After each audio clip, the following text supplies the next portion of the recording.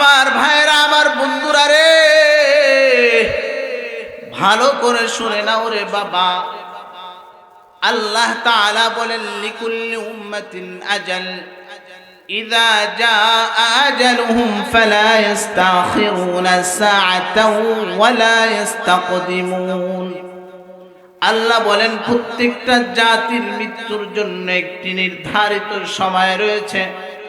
যখন সে নির্ধারিত সময় চলে আসবে তখন কিন্তু এক মুহূর্ত আগ পিছ করা হবে না।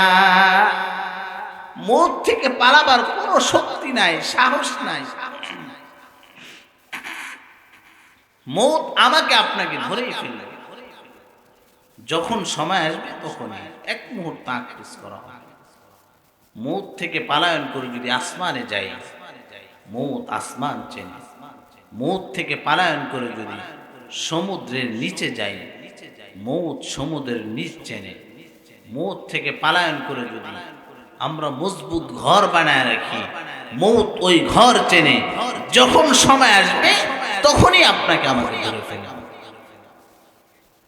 আল্লাহ তাআলা বলেন কুল ইন্নাল মাউতাল্লাযী তাফিররুনা মিনহু ফাইন্নাহু মুলাকীকুম। হে নবী, আপনি বলেন মৌত যার থেকে তোমরা পলায়ন করছো সে অবশ্যই তোমাদের সাথে সাক্ষাৎ। আল্লাহ তাআলা আরো বলেন আইনামা তাকুনু ইদরিকুমুল মাউত ওয়ালাউ কুনতুম ফি বুরুজিন মুশাইয়াদা। মৌত থেকে পলায়ন করে তোমরা যদি মজবুত কিল্লায় যাও, মজবুত ঘরে আশ্রয় নাও, ওই মজবুত ঘর মৌত চেনে। যখন সময় আসবে তখনই ধরে ফেলবে। অথচ এই মৃত্যু আমাদের এত সন্নিকটে, এত কাছে, যে কোনো সময় আমার মৌত আসতে পারে। এরপর আমরা শুধরাই না, এরপর আমাদের মধ্যে পরিবর্তন আসে না। গত কয়েকদিন আগে দেখলাম আমাদের মতোই একজন ভাই ওয়াইজিন স্টেজে বয়ান করতেছেন। বয়ানরত অবস্থায় হঠাৎ মানে ওই অবস্থায় স্ট্রোক করছে, স্ট্রোক করে শেষ। মানে ভিডিওতে দেখা যায়, আপনারা দেখবেন, যারা ফেসবুক ইউটিউব চালান আপনারা দেখবেন, বয়ানের মাঝখানে শেষ। ওই সময় তার সময় ফুরায় আসছে, ওই সময় আল্লাহ তাআলার ডাকে তাকে সাড়া দেওয়া লাগছে। আমাদের মৌতের কোনো নিশ্চয়তা নাই, যখন সময় আসবে তখন আবার আপনার মৌত হইতে পারে। এই দুনিয়া নিয়ে বাহাদুরি করার, এই দুনিয়া নিয়ে বাহাদুরি করার কোনো সুযোগ আমাদের নাই। আমরা তো সুযোগ পেলেই বড় বড় বাহাদুরি করি, বড় বড় ক্ষমতা দেখাই, বড় বড় দাপট দেখাই, মুখ দিয়া যা আসে তাই বলি। এগুলো করা যাবে না। আল্লাহ তাআলা আমাদের সবাইকে মৃত্যুর স্মরণ করে পৃথিবীর জমিনে চলার তৌফিক দান করেন, সকলে বলি আমিন। যারা মৃত্যুকে স্মরণ করে না, যারা আল্লাহর নামের নাফরমানি করে, আল্লাহ তাআলার অবাধ্যতা করে, তাদের ব্যাপারে আল্লাহ তাআলা বড় আফসোসের সাথে বলেন। আমার ভাইয়েরা, আল্লাহ তাআলা বলেন কাইফা তাকফুরুনা বিল্লাহি ওয়া কুনতুম আমওয়াতান ফাআহইয়াকুম। আল্লাহ তাআলা বলেন তোমরা কিভাবে আমি আল্লাহ তাআলাকে অস্বীকার করো। ওয়া কুনতুম আমওয়াতা, অথচ তোমরা মৃত ছিলে। ফাআহইয়াকুম, আমি আল্লাহ তাআলা তোমাদেরকে জীবন দান করেছি। সুম্মা ইউমীতুকুম, আবার তোমাদেরকে মরা লাগবে। সুম্মা ইউহয়ীকুম, আমি আল্লাহ তোমাদেরকে আবার জীবিত করব। সুম্মা ইলাইহি তুরজাউন, জীবিত করেই ক্ষান্ত হব না, আবার আমি আল্লাহর কাছে তোমাদেরকে ফিরে আসতে হবে। এই কথাটা আল্লাহ তাআলা কাদের ব্যাপারে বলেন? যারা এই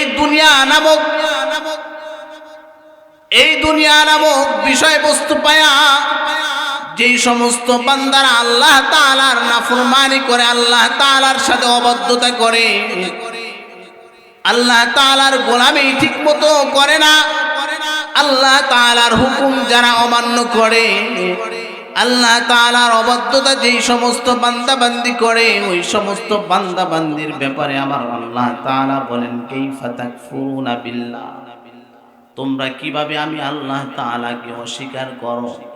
ওয়া কুনতুম আমওয়াতা, অথচ তোমরা মৃত ছিলে। ফাহইয়াকুম, আমি আল্লাহ তোমাদেরকে জীবন দান করেছি।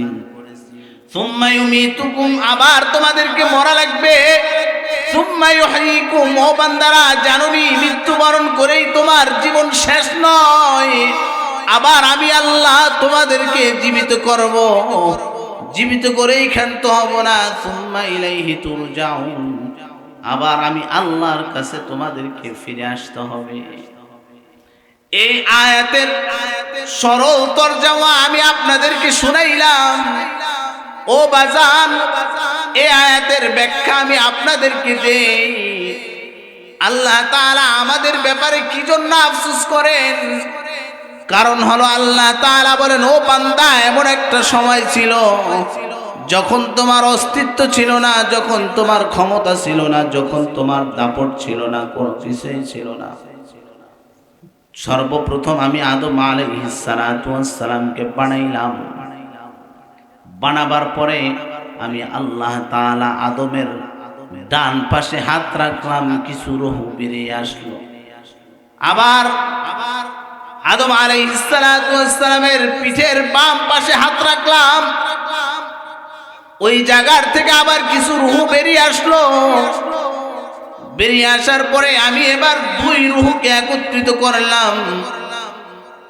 দুই পিঠের দুই পাশ থেকে যেই সমস্ত রূহগুলো বেরিয়ে আসলো ওই সমস্ত রূহগুলোকে আমি আল্লাহ তাআলা একত্রিত করলাম। একত্রিত করার পরে এবার আমি ওই সমস্ত রূহদেরকে আমি প্রশ্ন করলাম, আলাস্তু বিরব্বিকুম, আমি কি তোমাদের প্রভু না? তখন আমরা সবাই একই বাক্যে একই আওয়াজে একটাই জবাব দিয়েছিলাম, ক্বালু বালা, হ্যাঁ আপনি তো আমাদের রব, আপনি তো আমাদের মালিক। এই আওয়াজটা আমরা সেদিন দিয়েছিলাম। আল্লাহ তাআলা সেই দিনের ব্যাপারে আফসোস করে বলেন, বান্দা কাইফা তাকফুরুনা বিল্লাহ, ও বান্দা তোমার অস্তিত্ব ছিল না, তোমার আকার আকৃতি কোনো কিছুই ছিল না। বান্দা আমি তোমাদেরকে বানাইলাম, বানানোর পরে আমি তোমাদের কাছ থেকে প্রশ্ন করলাম, তোমরা জবাব দিলা হ্যাঁ আমি তো তোমাদের রব, আমি তো তোমাদের পালন কর্তা, আমি তো তোমাদের সৃষ্টিকর্তা। এইভাবে আমার পক্ষে তোমরা সাক্ষী দিয়েছিলা বান্দা। শুধু এতটুকুই নয়, সাক্ষী দেওয়ার পরে এরপরে আমি তোমাদেরকে ধীরে ধীরে ধীরে ধীরে পৃথিবীর জমিনে আমি আনলাম। রূহের জগতে বানানোর পরে এবার মায়ের জগতে পাঠাইলাম, মায়ের পেটের জগতে পাঠাইলাম। সেখানে তুমি ছিলা 8, 9, 10 মাস পর্যন্ত তুমি সেখানে ছিলা। এরপরে বান্দা আমি আল্লাহ তোমাদেরকে পৃথিবীর জমিনে আমি আল্লাহ রব্বুল আলামিন তোমাদেরকে পাঠাইলাম। পাঠায়া তোমাদেরকে বড় স্বাধীনতা দিয়েছি। স্বাধীনতা কি? ফারিকুন ফিল জান্নাতি ওয়া ফারিকুন ফিস সাঈর। বান্দা তুমি চাইলে জান্নাতের পথে চলতে পারো, বান্দা তুমি চাইলে জাহান্নামের পথে চলতে পারো। বান্দা তুমি চাইলে ডানে চলতে পারো, বান্দা তুমি চাইলে বামে চলতে পারো। ও বান্দা, পৃথিবীর জমিনে আমি তোমাদেরকে পাঠায়া দুইটা রাস্তা আমি তোমাদেরকে দিলাম। এই দুইটা রাস্তা দেওয়ার পরে আমি আল্লাহ তাআলা তোমাদেরকে স্বাধীন করে দিলাম। বান্দা তুমি চাইলে নেকের কাজ করতে পারো, বান্দা তুমি চাইলে গুনাহের কাজ করতে পারো, তোমার যা ইচ্ছা তুমি করতে পারো। আল্লাহ তাআলা আমাদেরকে দুনিয়ার জমিনে স্বাধীনতা দিয়া পাঠাইলেন। পাঠানোর পরে আমরা যদি আল্লাহর দেওয়া নিয়ামত পাওয়ার পরে ওই নিয়ামতের শুকরিয়া আদায় না করি, আল্লাহর দেওয়া সম্পদ পাওয়ার পরে সম্পত্তির শুকরিয়া যদি আমরা আদায় না করি, আল্লাহর দেওয়া জীবন পাওয়ার পরে এই জীবনের শুকরিয়া যদি আমরা না আদায় করি, আল্লাহর দেওয়া আমার প্রত্যেকটা অঙ্গ প্রত্যঙ্গ আমানত পায়, আমানতের খেয়ানত আমরা যারা করি, আল্লাহ তাআলা তাদের ব্যাপারে বলেন, ও বান্দা তোমাকে এত আদর করে এত মায়া করে দুনিয়ার জমিনে পাঠাইলাম, এখন তোমরা আমার অবাধ্যতা করো, আমার নাফরমানি করো, আমার হুকুমকে মানো না। কেমনে মানো না? তোমার তো কোনো অস্তিত্বই ছিল না, আমি তো তোমার অস্তিত্ব দান করেছি। তোমার কোনো ক্ষমতা ছিল না, আমি আল্লাহ তোমার ক্ষমতা দিয়েছি। তোমার টাকা পয়সা ধন দৌলত কোনো কিছুই ছিল না, আমি আল্লাহ তাআলা তোমাদেরকে সব দিলাম। এরপর আমি আল্লাহ তাআলার সাথে নাফরমানি করো। বান্দা স্মরণ করিও, দুনিয়ার জগতেই শেষ নয়, আবার কবর জগতে যাওয়া লাগবে। কবর জগতে যাওয়া লাগবে। দুনিয়ার জমিন থেকে মৃত্যুবরণ করার মাধ্যমে আবার কবর জগতে চলে গেলা। তুমি বান্দা মনে করেছো ওই কবর জগতে শেষ জগৎ। আরে না না, ওই কবর জগৎ থেকে আমি আল্লাহ রাব্বুল আলামিন তোমাদেরকে আবার জীবিত করে উঠাবো। আল্লাহ রাব্বুল আলামিন বলেন ওয়াইদাল কুবুরু বুসিরাত, আমি আল্লাহ রাব্বুল আলামিন একদিন কবরকে উন্মোচন করে দিব, একদিন কবরকে খুলে দিব। ওই দিন কোন দিন আমার ভাইয়েরা খুব সংক্ষেপ করে সামান্য টাচ দিয়ে বলতেছি, বিস্তারিত কোনো আলোচনা করতেছি না, আপনাদের কি বুঝাবার লক্ষ্যে বলতেছি। ও বান্দা, দুনিয়া পাওয়ার পরে এই দুনিয়ার ক্ষমতা দাপট শক্তিশালী এগুলা পাওয়ার পরে এই দুনিয়া নিয়ে আমরা যারা বড়াই করি তাদের ব্যাপারে এই কথাগুলো আমি তোমাদেরকে বলতেছি।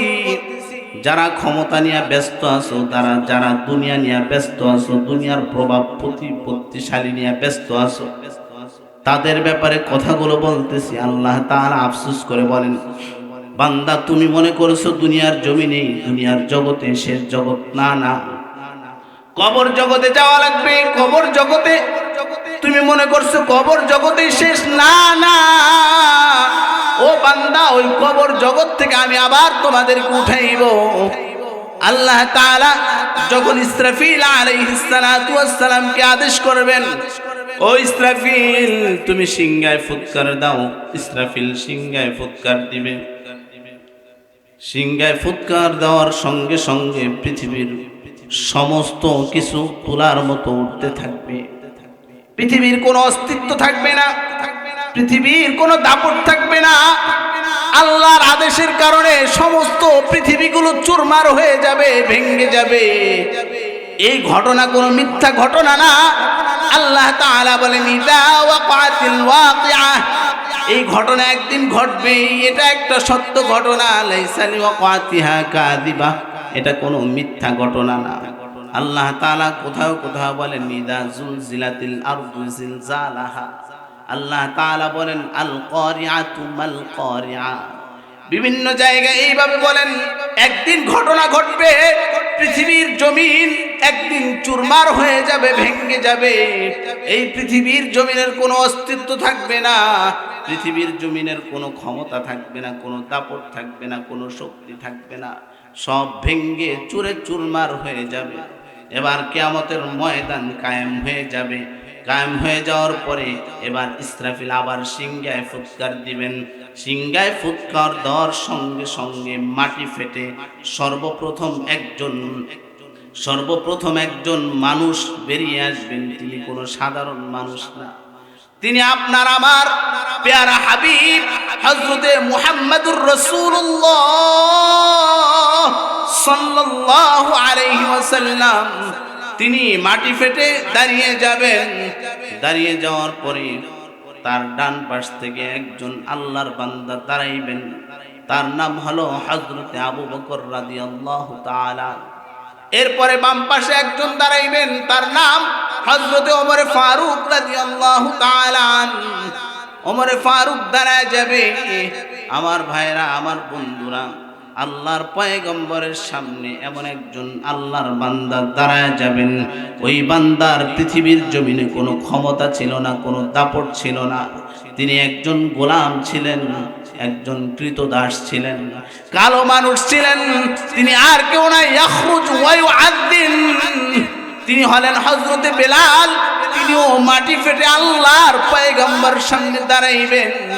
দাঁড়ায় আল্লাহর পয়গম্বরকে ডেকে ডেকে বলবে, ও আল্লাহর পয়গম্বর, ও আমার প্যারা হাবিব হযরতে মুহাম্মদুর রাসূলুল্লাহ সাল্লাল্লাহু আলাইহি ওয়াসাল্লাম এই কথা বলে এবার বেলাল রাদিয়াল্লাহু তাআলা আল্লাহর পয়গম্বরকে বলবেন ইয়া নবী, ও নবী, আপনি আপনার বাহনের উপরে ওঠেন। বাহনের উপরে ওঠার পরে এবার বেলাল বলবেন, আমি আপনার বাহনের লাগাম টেনে টেনে আল্লাহর আদালতে আপনাকে নিয়ে যাই। ওই বেলাল কোন সাধারণ বেলাল না, ওই বেলালের আল্লাহর প্রতি খুব মায়া ছিলেন, আল্লাহর প্রতি খুব মহব্বত, আল্লাহর প্রতি খুব ভালোবাসা ছিলেন। কেমন ভালোবাসা ছিলেন? বেলাল রাদিয়াল্লাহু তাআলা যখন ইসলাম ধর্ম গ্রহণ করার পরে বেলাল রাদিয়াল্লাহু তাআলা আনহুকে কাফেররা বিভিন্নভাবে শাস্তি দেয়। সবচেয়ে বড় শাস্তির ব্যাপার যেটা ছিল, বিশাল বড় একটা আগুনের আংটার রাস্তা দিয়ে বেলাল রাদিয়াল্লাহু তাআলা আনহুকে শোয়া দিতেন। শোয়া দেওয়ার পরে রাস্তার দুই পাশে তরুতাজা দুইটা ঘোড়ার সঙ্গে বেলাল রাদিয়াল্লাহু তাআলা আনহুর হাত বেঁধে দিত। বেঁধে দেওয়ার পরে কাফেররা রাস্তার দুই পাশ থেকে ঘোড়ার উপরে এমন জোরে জোরে চাবুক মারতো, ঘোড়া চাবুক মারার কারণে এমন জোরে দৌড় মারতো, বেলাল রাদিয়াল্লাহু তাআলা ওই রাস্তা দিয়ে ছেঁচড়া যাইতে থাকতেন। আর পিঠের চামড়াগুলো সব খসে খসে পড়ত। চামড়ার চর্বির কারণে ওই আগুনের আংটার রাস্তা সব শুকায়া যাইত। বেলাল তখন আল্লাহু আহাদ বলতেন, আহাদ আহাদ বলে চিল্লাইতেন। পথিমধ্যে হযরতে আবু বকর রাদিয়াল্লাহু তাআলা যাইতেছিলেন। দেখেন বেলাল যদিও কালা ছিল, বেলালের যদিও ক্ষমতা ছিল না, কোনো দাপট ছিল না, একজন গোলাম ছিলেন, এরপর ওই বেলাল আল্লাহকে কি পরিমাণে মুহাব্বত করত। বেলাল আহাদ আহাদ বলে চিল্লায়, আর আবু বকর রাদিয়াল্লাহু তাআলা রাস্তা দিয়ে যাইতেছেন, আর বেলালকে বললেন, ও ভাই বেলাল, তুমি আল্লাহু আহাদ একটু আস্তে আস্তে বলো। বেলাল বলে, ও ভাই আবু বকর, তোমার কথার উপরে আমি আমল করার চেষ্টা করব। আবার আবু বকর রাদিয়াল্লাহু তাআলা আনহু ফিরতি পথে রওনা করলেন। রওনা করার পরে দেখে কাফেররা বেলালকে আগের ন্যায় আবার শাস্তি দিতেছেন। আর বেলাল জোরে জোরে চিল্লা চিল্লা আল্লাহু আহাদ বলেন। আল্লাহু আহাদের আওয়াজ এত পরিমাণে বেলাল রাদিয়াল্লাহু তাআলা আনহুকে কাফেররা বলতেছে, বেলাল রাদিয়াল্লাহু তাআলা আনহুকে আবু বকর রাদিয়াল্লাহু তাআলা বললেন, ভাই বেলাল, আমি তোমাকে আল্লাহু আহাদ আস্তে আস্তে বলতে বলেছি, কারণ আস্তে আস্তে বললে কাফেররা তোমার শাস্তি কমায় দিতে পারে। এখন কেন জোরে জোরে আল্লাহু আহাদ বলতেছো, কারণটা কি? তখন বেলাল রাদিয়াল্লাহু তাআলা আবু বকর রাদিয়াল্লাহু তাআলা আনহুকে আশ্চর্য জবাব দিয়া বলেন। আশ্চর্য কি জবাব দেন? বেলাল রাদিয়াল্লাহু তাআলা বললেন, ও ভাই আবু বকর, যখন আমাকে কাফেররা শাস্তি দেয়, শাস্তি দেওয়ার পরে আমি যখন আল্লাহু আহাদ জোরে বলি, ওই আল্লাহু আহাদ আমাকে পাগল করে দেয়। আল্লাহু আহাদের মজা আমাকে পাগল বানায় দেয়। আমি আল্লাহু আহাদ জোরে জোরে বলি। আমার ভাইয়েরা, আমার বন্ধুরা রে, ওই বেলাল সেই কিয়ামতের ময়দানে আল্লাহর পয়গম্বরের সামনে দাঁড়ায় যাবে। ওই বেলাল দাঁড়ায় যাওয়ার পরে আল্লাহর পয়গম্বরকে বলবে, ইয়া রাসূলুল্লাহ, ইয়া হাবিবাল্লাহ, আমি আপনার লাগাম টেনে আল্লাহর আদালতে নিয়ে যাই। এবার আল্লাহর পয়গম্বরকে আল্লাহর আদালতের কাছে নিয়ে যাবেন। আল্লাহর আদালত কায়েম হয়ে যাবে, বিচারের ময়দান কায়েম হয়ে যাবে। বিচারের ময়দান যখন কায়েম হবে, গোটা পৃথিবীর সমস্ত মানুষগুলো, নবী রাসূলরা পর্যন্ত, বড় বড় আলেম, বড় বড় বুজুর্গ, সবাই ইয়া রব্বি নাফসি, ইয়া রব্বি নাফসি করতে থাকবে। সবাই এইভাবে রব্বি নাফসি করতে থাকবে। কারো কোনো হুঁশ থাকবে না, সবাই পেরেশান হয়ে যাবে, পাগল হয়ে যাবে, বেকারার হয়ে যাবে। কারো কোনো হুঁশ থাকবে না, সবাই রব্বি নাফসি পড়বে। আল্লাহ তাআলা সর্বপ্রথম একটা আওয়াজ দিবেন। আল্লাহ তাআলা কি আওয়াজ দিবেন? আল্লাহ তাআলা আওয়াজ দিবেন, লিমানিল মুলকুল ইয়াউম, আজকের রাজত্ব কার, আজকের সার্বভৌমত্ব কার, আজকের আধিপত্য কার, আজকের ক্ষমতা কার। এইভাবে করে করে আল্লাহ তাআলা এইভাবে আওয়াজ দিবেন। সবাই রব্বি নাফসি পড়তে থাকবে, সবাই রব্বি নাফসি পড়তে থাকবে। আল্লাহ তাআলাই উত্তর দিবেন, লিল্লাহিল ওয়াহিদিল কাহ্হার, আজকের রাজত্ব, আজকের সার্বভৌমত্ব, আজকের আধিপত্য একমাত্র আমি আল্লাহর। সুবহানাল্লাহ। আজকের রাজত্ব, আজকের আধিপত্য আমি একমাত্র আল্লাহর। সবাই থরথর করে কাঁপতে থাকবে। সবাই যখন থরথর করে কাঁপবে আর আল্লাহকে রব্বি নাফসি রব্বি নাফসি করে ডাকতে থাকবে, ওই দিক দিয়ে একটা আওয়াজ আসবে। আওয়াজটা হলো ইয়া রব্বি উম্মতি, ইয়া রব্বি উম্মতি। এই আওয়াজটা শোনার পরে সবাই থেমে যাবে। আরে আমরা সবাই রব্বি নাফসি রব্বি নাফসি বলি, আর কে জানো ডেকে ডেকে বলে ইয়া রব্বি উম্মতি, ইয়া রব্বি উম্মতি। এটা কে? সবাই খেয়াল করে দেখবে, তিনি কোনো সাধারণ মানুষ নয়, তিনি সাধারণ কেউ নয়, তিনি আপনার আমার প্যারা হাবিব হযরতে মুহাম্মদুর রাসূলুল্লাহ সাল্লাল্লাহু আলাইহি ওয়াসাল্লাম।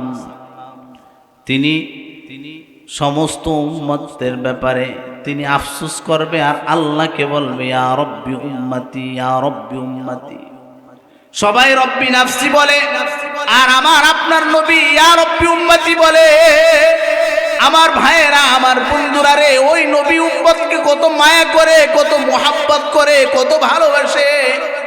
আর আজকে কিছু কিছু জায়গায় ওই নবীর বিরুদ্ধে কথা বলে, নবীর দুশ্মনেরা নবীর বিরুদ্ধে কথা বলে আর নবীকে শেষ নবী মানে না। এইভাবে বিভিন্ন জায়গায় আওয়াজ তোলে, অথচ নবীজি তার উম্মতদেরকে কি মায়া করে। কিয়ামতের ময়দানে সবাই বলবে ইয়া রব্বি আল্লাহ, আর নবী বলবে ইয়া রব্বি উম্মতি, ইয়া রব্বি উম্মতি। নবী এইভাবে করে করে রব্বি উম্মতি করতে থাকবে। আল্লাহ তাআলার রাগ গুসা কোনোভাবেই থামবে না। আল্লাহর পয়গম্বরের কান্নার কারণে আল্লাহর রাগ গুসা থামবে। এরপরে দ্বিতীয়বারের বেলায় এবার আল্লাহ তাআলা আওয়াজ তুলবেন।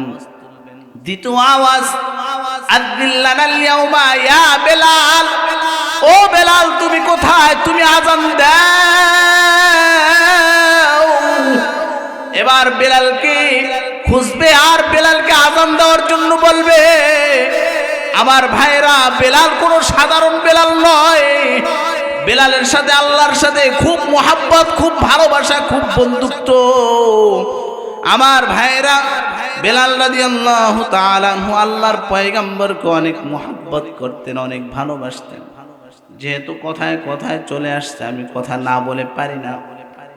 আপনাদেরকে বোঝা যায় বেলাল আল্লাহর পয়গম্বরকে কি মোহাব্বত করতেন, কি ভালোবাসতেন। আল্লাহর পয়গম্বর যখন ইন্তেকাল করলেন, ইন্তেকাল করার পরে এবার বেলাল রাদিয়াল্লাহু তাআলা আল্লাহর পয়গম্বরের ইন্তেকাল মেনে নিতে পারে না, বিয়োগ ব্যথা সহ্য করতে পারে না। বেলাল সিদ্ধান্ত নিল মদিনায় আর থাকবে না, দামেস্কে চলে যাবে। বেলাল সিদ্ধান্ত নিয়ে দামেস্কে চলে গেলেন। দামেস্কে চলে যাওয়ার পরে কয়েক মাস হয়ে যায়। আল্লাহর পয়গম্বর বেলালকে স্বপ্নে দেখে, একটু জিকির করি, লা ইলাহা ইল্লাল্লাহ, মুহাব্বতের সাথে লা ইলাহা। আরো জোরে,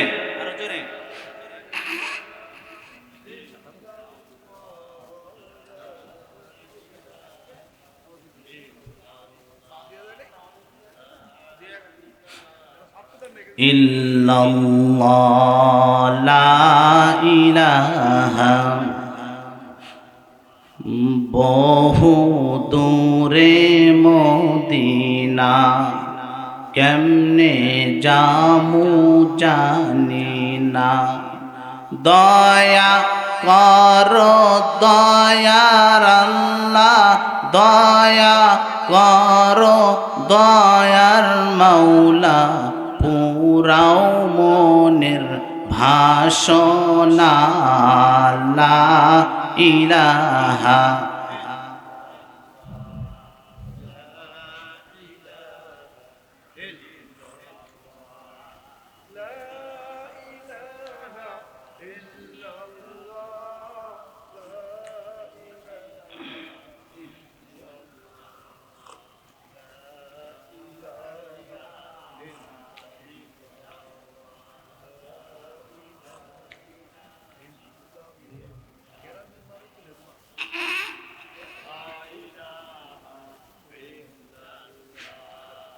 লা ইলাহা ইল্লাল্লাহু মুহাম্মাদুর রাসূলুল্লাহ সাল্লাল্লাহু আলাইহি ওয়াসাল্লাম। আমার ভাইরা, আল্লাহর পয়গম্বর ইন্তেকাল করলেন। ইন্তেকাল করার পরে আল্লাহর পয়গম্বর ইন্তেকাল করার পরে বেলাল রাদিয়াল্লাহু তাআলা বিয়োগ ব্যথা সহ্য করতে পারে না। তিনি সিদ্ধান্ত নিলেন দামেস্কে চলে যাবেন। দামেস্কে চলে গেলেন। চলে যাওয়ার কয়েক মাস পরে বেলাল রাদিয়াল্লাহু তাআলা স্বপ্নে দেখে আল্লাহর পয়গম্বর স্বপ্নে যুগে চলে আসছেন। চলে আয়েশা বেলালকে বলে, ও বেলাল, বহুদিন হয় তোমাকে মদিনায় দেখি না।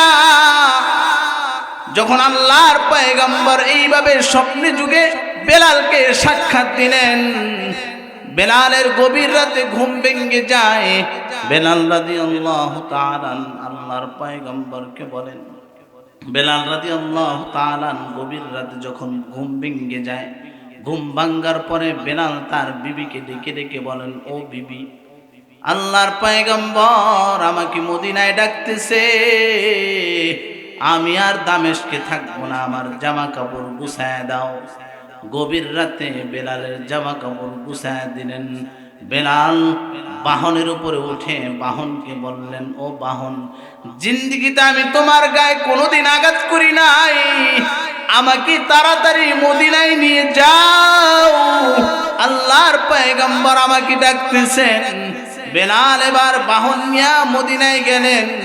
মদিনায় যাওয়ার পরে এবার মদিনার ভিতরে যখন ঢুকলেন, বেলাল রাদিয়াল্লাহু তাআলা আনহুকে যখন সাহাবায়ে কেরাম দেখলেন, দেখার পরে সাহাবায়ে কেরাম আশ্চর্য হয়ে গেলেন। বেলালকে দেখে কান্নাকাটি আরম্ভ করলেন আর বলতে লাগলেন, বেলাল চলে আসছে, না জানি আমাদের হযরতে মুহাম্মদ সাল্লাল্লাহু আলাইহি ওয়াসাল্লাম চলে আসে। বেলাল চলে আসছে, না জানি আমাদের নবীও চলে আসে। এইভাবে কান্না করতেছেন। আর সাহাবায়ে কেরামরা বেলালের সামনে জড়ো হয়ে গেল। জড়ো হয়ে যাওয়ার পরে বেলালকে বললেন, ও ভাই বেলাল, তুমি একটু আজান দাও, আমি তোমার আজানের আওয়াজ শুনতে চাই। বেলাল রাদিয়াল্লাহু তাআলা আজান দিতে কোনোভাবেই রাজি হয় না। এক পর্যায়ে বিভিন্ন সাহাবায়ে কেরামরা বিভিন্নভাবে বেলালকে রিকোয়েস্ট করেন। লাস্ট পর্যায়ে ইমাম হাসান হুসাইন রাদিয়াল্লাহু তাআলা তারা রিকোয়েস্ট করার পরে বেলাল রাজি হয়ে গেলেন। এবার বেলাল রাদিয়াল্লাহু তাআলা আজান দিতেছেন। যখন বেলাল আজান দেয়, আল্লাহু আকবার, আজানের আওয়াজ যখন আশপাশে ছড়ায় যায়, আশপাশে ছড়ায় যাওয়ার পরে আমার ভাইয়েরা, আমার বন্ধুরা, ওই মদিনার মহিলারা পাক করতেছেন, পাক বন্ধ করে দিয়ে মদিনার সামনে চলে আসে। ছোট ছোট বাচ্চারা আওয়াজ তুলতেছে, মা বেলাল আজান দিতেছে। আগে দেখতাম বেলাল আজান দিলে আল্লাহর পয়গম্বর হুজরা থেকে বেরিয়ে আসতো। ও মা, বলো না আল্লাহর পয়গম্বর এখন কোন জায়গা দিয়ে বেরিয়ে আসবেন, একটু আমাদেরকে বলো না, আমরা আল্লাহর পয়গম্বরকে একটু সালাম জানাবো। আমার ভাইরা, আমার বন্ধুরা, এইভাবে করে করে এইভাবে ছোট বাচ্চারা কান্নাকাটি করতেছেন। আর বেলাল আজান দেয়, আল্লাহু আকবার, বেলালের কোনো অসুবিধা হয় না। আশহাদু আল্লা ইলাহা ইল্লাল্লাহ বলেছেন, এরপরও বেলালের কোনো সমস্যা হয় নাই। বেলাল এবার যখন বললেন আশহাদু আন্না মুহাম্মাদার রাসূলুল্লাহ, বেলাল সঙ্গে সঙ্গে অজ্ঞান হয়ে পড়ে গেছেন। বেলাল রাদিয়াল্লাহু তাআলা আনহুর যখন হুঁশ ফিরে আসে, সাহাবায়ে কেরামরা বেলালকে প্রশ্ন করে, ও ভাই বেলাল, তোমাকে আজান দিতে বললাম, আল্লাহু আকবার বলেছো, এরপর তোমার কোনো অসুবিধা হয়নি। আশহাদু আল্লা ইলাহা ইল্লাল্লাহ বলেছো, এরপর কোনো অসুবিধা হয় নাই।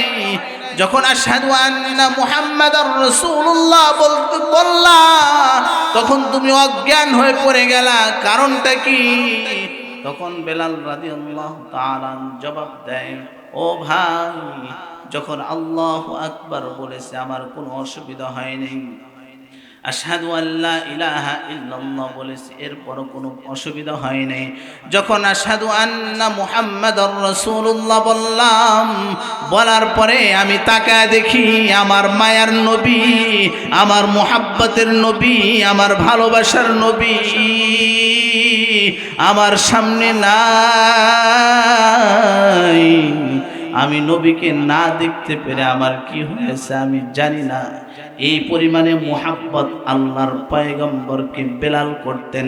ওই বেলালকে আল্লাহ তাআলা কিয়ামতের ময়দানে বলবে, আযিল্লানাল ইয়াউমা ইয়া বেলাল, ও বেলাল তুমি আযান দাও। এবার বেলাল রাদিয়াল্লাহু তাআলা দাঁড়ায় আযান দিবেন।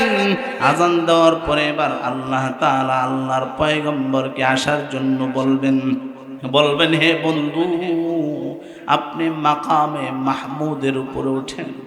মাকামে মাহমুদ এমন একটা শয়ন বাহনের নাম, আল্লাহর পয়গম্বর ওই মাকামে মাহমুদের উপরে উঠতে চাবে না। আল্লাহ তাআলা বলবেন, বন্ধু ওঠেন ওঠেন। আল্লাহর পয়গম্বর বলে, ও আল্লাহ, আমি যদি মাকামে মাহমুদের উপরে উঠি, মাকামে মাহমুদ আমাকে টান দিয়ে জান্নাতে নিয়ে যাইতে পারে। মাওলা, আমি মাকামে মাহমুদের উপরে উঠবো না। আল্লাহর পয়গম্বরকে আল্লাহ বলেন, ও বন্ধু, আপনি ওঠেন ওঠেন। মাকামে মাহমুদকে নিষেধ করা আছে, মাকামে মাহমুদ আপনাকে জান্নাতে আগেই নিবে না। আল্লাহর পয়গম্বর কেন মাকামে মাহমুদের উপর উঠতে চান না? তিনি বললেন যে, আল্লাহ, আমি যদি মাকামে মাহমুদের উপর উঠে আমার উম্মতের কি অবস্থা হবে? উম্মতের দরদি নবী, উম্মতের জন্য কত মায়া। আল্লাহ তাআলা বলেন, বন্ধু মাকামে মাহমুদের উপরে উঠেন। আর বন্ধু মাকামে মাহমুদ উঠতে চায় না। যদি তাকে জান্নাতে নিয়ে যায়, উম্মত রেখে তিনি জান্নাতে যাইতে চান না। ওই নবীজি বলেন, আল্লাহ, আমি মাকামে মাহমুদের উপরে উঠব না। আল্লাহ বললেন, বন্ধু ওঠেন, মাকামে মাহমুদকে নিষেধ করা আছে। এবার মাকামে মাহমুদের উপরে আল্লাহ তাআলার হুকুমে আমাদের নবী হযরতে মুহাম্মদুর রাসূলুল্লাহ সাল্লাল্লাহু আলাইহি ওয়াসাল্লাম উঠে বসবেন। এবার বিচার আরম্ভ হয়ে যাবে। বিচার আরম্ভ হয়ে যাওয়ার পরে আল্লাহ তাআলা একদল লোকদেরকে ডান হাতে আমলনামা দিবে, আর একদল লোকদেরকে বাম হাতে আমলনামা দিবে। কাদেরকে ডান হাতে আমলনামা দিবে? আল্লাহ বলছেন, ফারিকু ফিল জান্নাতি ওয়া ফারিকু ফিস সাইর। আমি দুনিয়াতে পাঠানোর পরে দুইটা রাস্তা দিয়েছিলাম। যারা জান্নাতের পথে চলছে, যারা উলামায়ে কেরামের পথে চলছে, যারা উলামায়ে কেরামের পক্ষে চলছে, যারা নামাজের দিকে চলছে, যারা রোজার দিকে চলছে, যারা পর্দার দিকে চলছে, যারা হালালের দিকে চলছে, হারামকে মাইনা চলছে, আল্লাহ তাআলা তাদেরকে জান্নাতে দিবেন। আর যারা হারামের দিকে চলছে, বিভিন্ন খারাপ লোকদের সঙ্গে চলছে, বিভিন্ন অসৎ লোকদের সঙ্গে চলছে, আল্লাহর হুকুম যারা মানে নাই, আল্লাহ তাআলা যেটা নিষেধ করেছেন সেটা মানে নাই, ওই সমস্ত বান্দাদেরকে আল্লাহ সেদিন জাহান্নামের ভিতরে দিবেন। জাহান্নামের ভিতর দেওয়ার পরে আল্লাহ তাআলা যারা ডানপন্থী তাদের আমলনামা ডান হাতে দিবে, আর যারা বামপন্থী আল্লাহ তাআলা তাদের আমলনামা বাম হাতে দিয়ে দিবে। বাম হাতে দেওয়ার পরে এবার বামপন্থীরা ওই আমলনামার দিকে আমলনামা দেখা দেখা বামপন্থীরা এইভাবে পড়তে থাকবে, স্বাভাবিকভাবে তাদেরকে আমলনামা পড়ানো হবে না। আল্লাহ তাআলা তাদের হাতটাকে পেটের ভিতরে নিয়ে পিছন দিক দিয়ে বের করে দিবেন। বের করে দেওয়ার পরে ঘাটটাকে মটকায় দিবেন। যখন ঘাড় মটকায় দিবেন, এবার ঘাড় মটকানোর পরে পিছন দিক দিয়ে পড়তে থাকবে আর বলবে, পড়ো পড়ো তোমার আমলনামাটা পড়ো। তখন আমলনামার দিকে তাকায় তাকায় ওই গুনাহগার বান্দা, নাফরমান বান্দারা আফসোস করতে থাকবে আর বলবে, আয় আয় আয়, এগুলা কেমন আমলনামা? এই আমলনামার ভিতরে দিয়ে আমার জীবনের ছোট কোনো গুনার কথা বাদ পড়ে নাই। এই আমলনামার ভিতরে আমার জীবনের বড় কোনো গুনার কথা বাদ পড়ে নাই। এটা কেমন আমলনামা? এই আমলনামার ভিতরে দিয়ে সব আছে। এইভাবে সেদিন আফসোস করতে থাকবে গুনাহগার, আফসোস করতে থাকবে। আফসোস করার পরে এবার গুনাহগারকে জাহান্নামের ভিতরে ফালানো হবে। জাহান্নামের ভিতরে যখন গুনাহগারকে ফালানো হবে, গুনাহগার বাঁচাও বাঁচাও বাঁচাও বাঁচাও বাঁচাও বলে চিৎকার করতে থাকবে। গুনাহগারকে বাঁচানোর জন্য কেউ আসবে না। এইভাবে 30,000 বছর পেরিয়ে যাবে। আমার ভাইরা, প্রায় সময় এই কথাগুলো আমি আপনাদের মাঝে শোনায় থাকি, বিভিন্ন জায়গায় শোনায় থাকি। গুনাহগার বাঁচাও বাঁচাও বলে চিৎকার করবে। এইভাবে 30,000 বছর পেরিয়ে যাবে। 30,000 বছর পরে এবার গুনাহগার জাহান্নামের আকাশের দিকে তাকাইবে। তাকানোর পরে দেখবে ওই আকাশের ভিতরে কেমন যেন মেঘমালা দেখা যায়। গুনাহগার একটা স্বস্তির নিঃশ্বাস ছাড়বে আর চিন্তা করবে, আল্লাহ তাআলা আমাদের জন্য কোনো শান্তির একটা ব্যবস্থা করবেন। হঠাৎ করে গুনাহগার ওই জাহান্নামের আকাশের দিকে যখন তাকাইবে, তাকানোর পরে দেখবে আরে তাদের জন্য শান্তির কোনো ব্যবস্থা না। ওই মেঘাচ্ছন্ন আকাশ থেকে বড় বড় সাপ, বড় বড় বিচ্ছু গুনাহগারের গায়ের উপরে পড়তে থাকবে। পড়ার সঙ্গে সঙ্গে এক একটা বিচ্ছুর হাল গুনাহগারের গায়ে লাগার সঙ্গে সঙ্গে 70 গজ মাটির নিচে চলে যাবে। গুনাহগার আবার বাঁচাও বাঁচাও বলে চিৎকার করতে থাকবে। এইভাবে করে করে আবার 30,000 বছর পেরিয়ে যাবে। এবার গুনাহগার আল্লাহকে ডেকে ডেকে বলবে, আয় আল্লাহ, ও মাওলা, আপনি আমাদেরকে বাঁচান আর মারেন যাই করেন, মাওলা আপনি একটু আমাদের জন্য পানির ব্যবস্থা করেন। এবার তাদের জন্য পানির ব্যবস্থা করা হবে। ওই পানিটা সাধারণ কোনো পানি না, আল্লাহ তাআলা এমন একটা পানির ব্যবস্থা করবেন, ওয়ালা তুআমুন ইল্লা মিন গিসলিন। ওই পানিটা রক্তপুষ সংমিশ্রিত গরম পানি। ওই পানির পেয়ালাটা এত পরিমাণে গরম হবে, যখন গুনাহগার তাদের চেহারার সামনে আনবে, আনার সঙ্গে সঙ্গে চেহারার বস্তুগুলো সব খসে খসে পেয়ালার ভিতরে পড়ে যাবেন। শুধু পেয়ালার ভিতরে পড়েই ক্ষান্ত হবে না।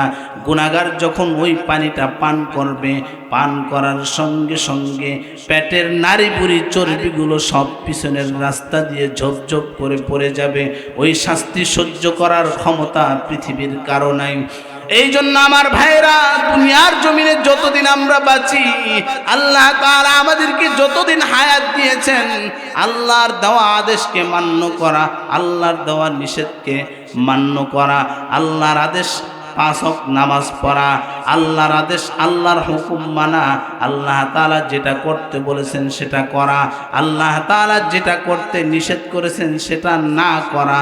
এই 2টা কাজ যদি আমরা পৃথিবীর জমিনে করতে পারি, তাহলে আমরা কিয়ামতের ময়দানে বিচারের আদালতে ডান হাতে আমলনামা পেয়ে যাব। কথা বলেন ঠিক কিনা? আল্লাহ তাআলা আমাদের সবাইকে ডান হাতে আমলনামা পাওয়ার তৌফিক দান করেন। সকলে বলি আমিন। প্রিয় ভাইয়েরা আমার, আমি আলোচনা করতেছিলাম মুসলমানি সম্পর্কে। মনে আছে আপনাদের? মুসলমানি শব্দটি লিখতে কয়টি অক্ষর পড়ে? 7টি অক্ষর। 7টি অক্ষরের সমন্বয় হচ্ছে মুসলমানি। এর মধ্যে 1 নম্বর অক্ষর মিম। মিম দ্বারা মৃত্যুর স্মরণ করাকে বোঝায়। মৃত্যু সম্পর্কে কিঞ্চিত আলোচনা করলাম। এবার আসেন সিন। সিনের 2টি দাবি। কয়টি দাবি? জোরে বলেন, আরো জোরে, আরো জোরে। কয়টি? 2টি দাবি। 2টি দাবির ভিতরে 1 নাম্বার দাবি হচ্ছে সেজদা করতে। সিজদা করদান দ্বারা বুঝে আল্লাহ রাব্বুল আলামিনের সামনে কপালকে মাটিতে রেখে দেওয়া।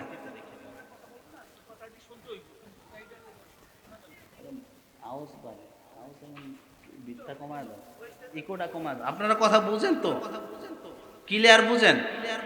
একটু জিকির করেন, লা ইলাহা ইল্লাল্লাহ, লা ইলাহা। ইকোটা কমায় দিন, বারে বারে যেটা আমার কানে আসে।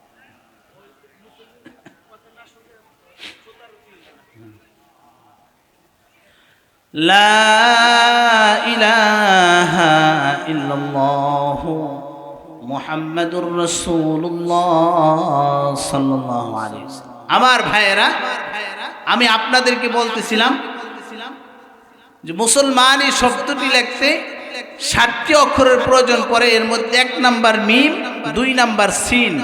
সিনের 2টি দাবি, এর মধ্যে 1 নাম্বার দাবি হচ্ছে সেজদা করদান, আল্লাহর সামনে কপালকে মাটিতে রেখে দেওয়া। আল্লাহ তাআলার সামনে কপালকে মাটিতে রেখে দেওয়া, পৃথিবীর কারো সামনে না, কোনো কবরের সামনে না, কোনো মাজারের সামনে না, কোনো পীরের সামনে না, কোনো বাউলের সামনে না। কার সামনে? আল্লাহর সামনে কপালকে মাটিতে রেখে দেওয়া। আল্লাহর সামনে কপালকে মাটিতে রেখে দেওয়ার জন্য আল্লাহ তাআলা আমাদেরকে বানাইছেন। আল্লাহ বলেন, বান্দারা সিজদা করলে উসজুদু লিল্লাহ, একমাত্র আমি আল্লাহকেই সিজদা করি। পৃথিবীর কোনো কবর কেনা, কোনো মাজার কেনা না, কোনো পীর কেনা। কিছু কিছু পীর ইদানিং নিজেদেরকে পীর দাবি করে, বুজুর্গ দাবি করে। নাম হইল আবুল সরকার। কি নাম? আবুল সরকার। যে আবুল সরকার আল্লাহকে নিয়ে কটূক্তি করে, যেই কথাগুলো বলে, এই কথাগুলো বলার কোনো ভাষা নাই।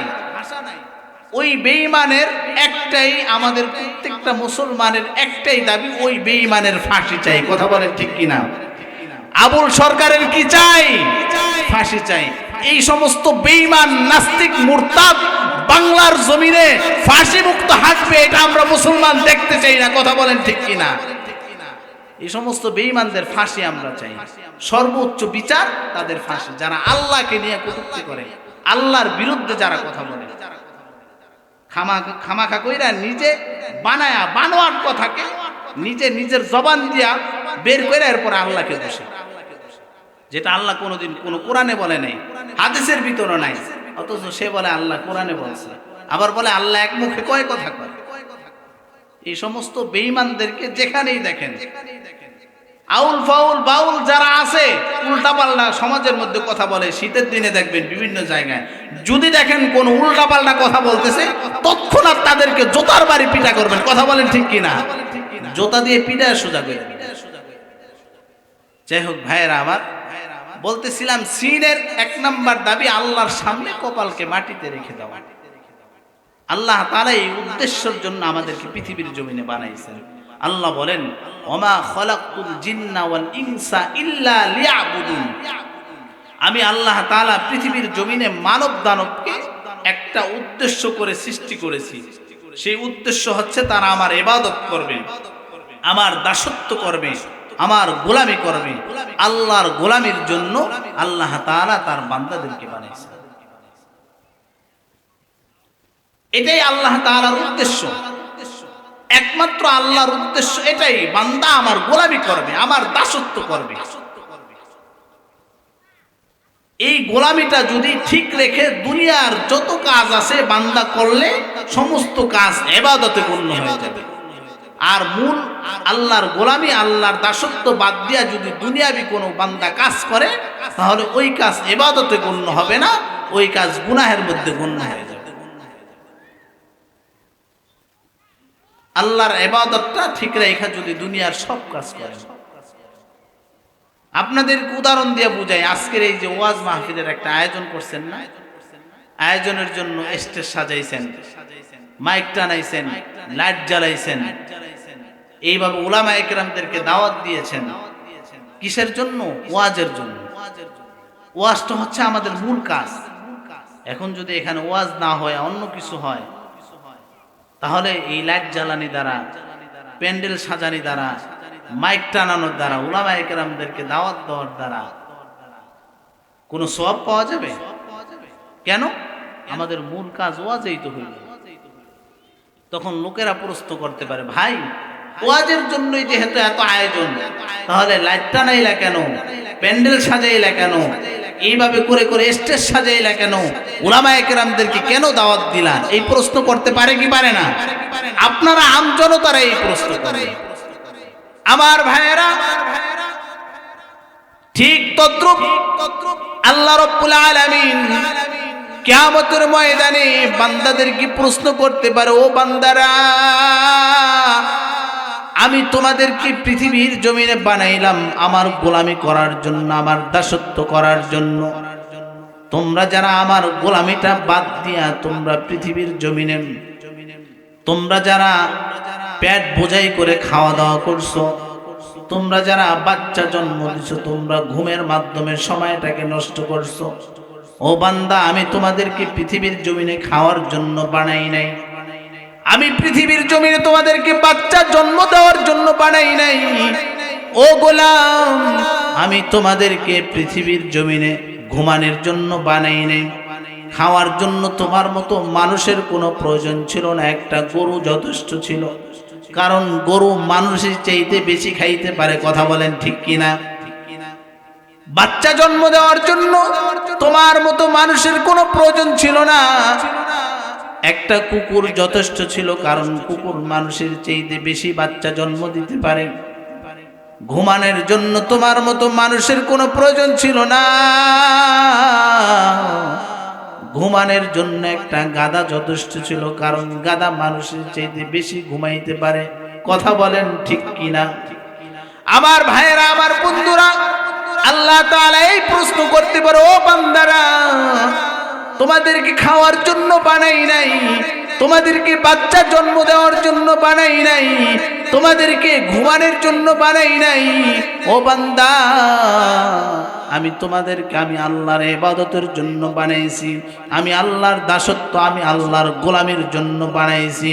তোমরা যারা এই গোলামিটা বাদ দিয়া, তোমরা যারা পৃথিবীর দুনিয়ার কাজে ব্যস্ত থাকো, দুনিয়াবি কাজ করো, দুনিয়া কাজ নিয়ে ব্যস্ত থাকো, তাদের ব্যাপারে আমি আল্লাহ তাআলার ঘোষণা হলুম, ولقد ذرأنا لجهنم كثيرا من الجن والإنس لهم قلوب لا يفقهون بها ولهم أعين لا يبصرون بها ولهم آذان لا يسمعون بها أولئك كالأنعام بل هم أضل أولئك هم الغافلون। আমার ভাইরা, আমার বন্ধুরা, আমার আল্লাহ বলেন, ওয়ালাকাদ যারানা লিজাহান্নামা কাসীরাম মিনাল জিন্নি ওয়াল ইনস।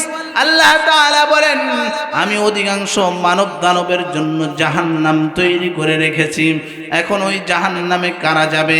আমি যাদেরকে অন্তর দিয়েছি মনুষ্যত্বের বুঝ বুঝার জন্য, তারা অন্তরকে মনুষ্যত্বের বুঝ বুঝার কাজে ব্যবহার করে না। যেমন গরুও খায়, আমিও খাই, আমার মধ্যে গরুর মধ্যে ব্যবধানটা কোথায় এটা বুঝাবার জন্য আল্লাহ তাআলা আমাকে অন্তর দিয়েছে। গাধাও ঘুমায়, আমিও ঘুমাই, আমার মধ্যে গাধার মধ্যে ব্যবধানটা কোথায় এটা বুঝার জন্য আল্লাহ আমাকে অন্তর দিয়েছে। কুকুরও বাচ্চা জন্ম দেয়, আমিও বাচ্চা জন্ম দেই, আমার মধ্যে কুকুরের মধ্যে ব্যবধানটা কোথায়? আমার ভাইরা, আমার বন্ধুরা রে, ভালো করে শুনে নাও রে বাবা। আল্লাহ তাআলা বলেন, লিকুল্লি উম্মাতিন আজাল ইযা জাআ আজালুহুম ফালা ইস্তাখিরুনা সাআতাও ওয়ালা ইস্তাকদিমুন। আল্লাহ বলেন, প্রত্যেকটা জাতির মৃত্যুর জন্য একটি নির্ধারিত সময় রয়েছে। যখন সে নির্ধারিত সময় চলে আসবে, তখন কিন্তু এক মুহূর্ত আগ পিছ করা হবে না। মৌত থেকে পালাবার কোনো শক্তি নাই, সাহস নাই। মৌত আমাকে আপনাকে ধরে ফেলবে। যখন সময় আসবে, সময় এক মুহূর্ত আগ পিছ করা হবে।